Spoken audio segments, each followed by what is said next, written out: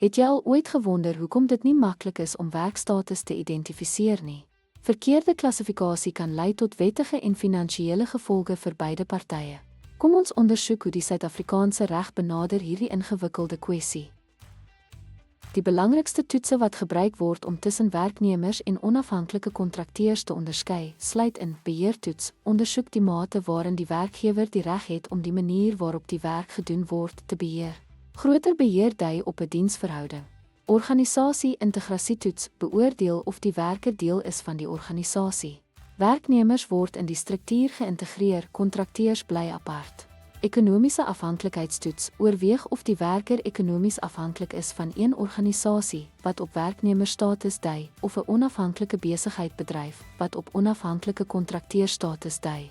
Meervoudige realiteitstoets erken dat geen enkele faktor deurslaggewend is nie. Howe oorweeg die algehele verhouding en weeg alle aspekte op om die ware aard van die verhouding te bepaal.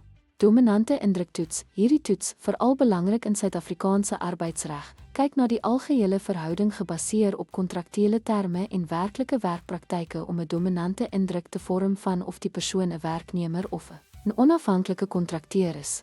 Wetlike riglyne, soos die vermoede van indiensneming kragtens artikel 200A van die WAF, help ook.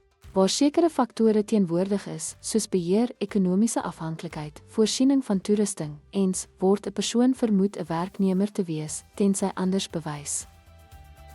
Ten slotte gebruik Suid-Afrikaanse reg 'n reeks toetse, soos die beheertoets, ekonomiese afhanklikheidstoets en dominante indruktoets, om te onderskei tussen werknemers en onafhanklike kontrakteurs. 'n Omvattende evaluering van die werksverhouding verseker billikheid en wetlike nakoming. Dankie dat u by ons aangesluit het.